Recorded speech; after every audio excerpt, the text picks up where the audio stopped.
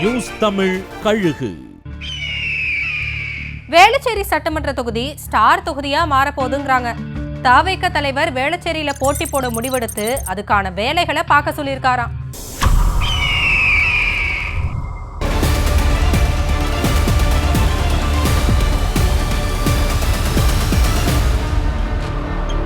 வேளச்சேரியில விஜய் நிக்க போறதா பனையூர் வட்டாரங்கள்ல பேசப்பட்டுக்கிட்டு இருக்கு.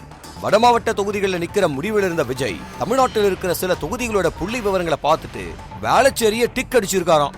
காரணம், வேளச்சேரி யங்கஸ்ட் அர்பன் கான்ஸ்டிடியூன்சின்னு சொல்லப்படுது.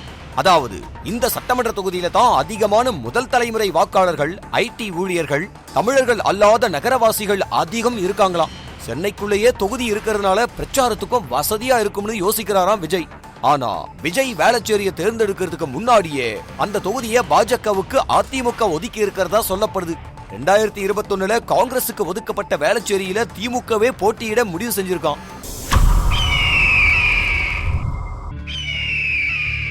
திமுக அமைச்சர்கள் தங்களோட தொகுதியில காஸ்ட்லியான கிஃப்ட் ஐட்டங்களை கொடுத்து மக்களை அசத்துறாங்களாம்.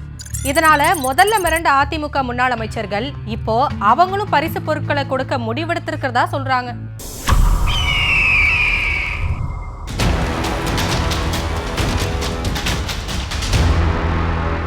பல அமைச்சர்கள் அவங்களோட தொகுதியில் இருக்கிற மக்களுக்கு ரொம்ப காஸ்ட்லியான கிஃப்ட் பாக்ஸ்களை சர்ப்ரைஸா அவங்க வீட்டுக்கே கொண்டு போய் கொடுத்துக்கிட்டு இருக்காங்களாம். குறிஞ்சிப்பாடி, புவனகிரி, ஆத்தூர், மதுரை மேற்கு தொகுதிகள்ல அண்டா, ஹாட் பாக்ஸ், மிக்சின்னு தரமான ஐட்டங்கள் விநியோகிக்கப்பட்டுக்கிட்டு இருக்கான். இந்த பொருட்களை எல்லாம் அரசு ஒப்பந்ததாரர்களே அமைச்சர்களுக்காக வாங்கி கொடுக்கறதா சொல்றாங்க. இதை தடுக்க முடியாம தலைமைக்கு தகவல் சொல்லி புலம்பின அதிமுக முன்னாள் அமைச்சர்களும் தங்களோட தொகுதிகளுக்கு பரிசு பொருட்களை கொடுக்க முடிவெடுத்திருக்காங்களாம்.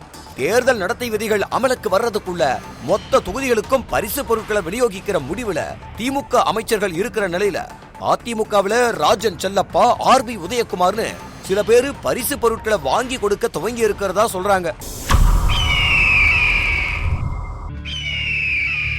தேமுதிகவோட அதிமுகவும் திமுகவும் மாறி மாறி பேச்சுவார்த்தை நடத்த புதிய தமிழகம் கட்சியோட 2 கட்சியும் முதற்கட்ட பேச்சுவார்த்தை மட்டுமே நடத்திருக்கான்.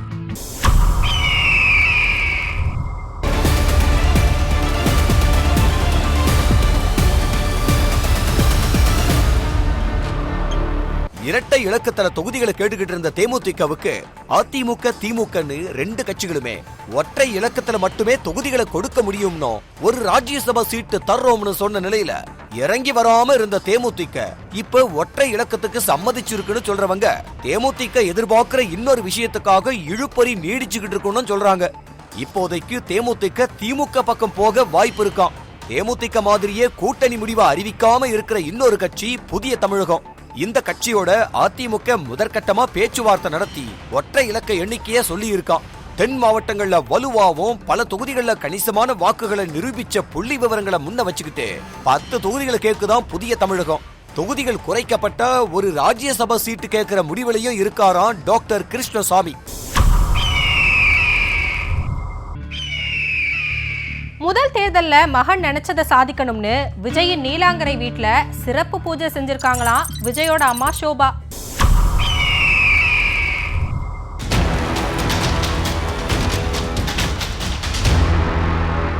விஜயோட அம்மா ஷோபா சந்திரசேகர் ஷீரடி சாய்பாபாவோட தீவிர பக்தை. தான் அம்மாவுக்காக சென்னையில ஒரு பாபா கோயிலையே கட்டி கொடுத்திருக்காரு விஜய். ஆனா விஜய் எந்த கோயிலுக்கும் போற பழக்கம் இல்லாதவர். கரூர் சம்பவம், ஜனநாயகன் சென்சார் பிரச்சனைன்னு விஜய்க்கு வந்திருக்கிற சோதனைகளை கடந்து தேர்தல்ல விஜயோட வியூகங்கள் பலிக்கணும்னு அவரோட நீலாங்கரை வீட்டுல மகனை உட்கார வச்சு யாகம் பண்ணி பூஜை செஞ்சிருக்காராம் ஷோபா. கூடவே விஜயோட கையில ஒரு காப்பும் போட்டு இனி உனக்கு பாபா துணை இருப்பார், துணிஞ்சு களத்துல இறங்குன்னு ஆசீர்வாதம் செஞ்சிருக்காராம்.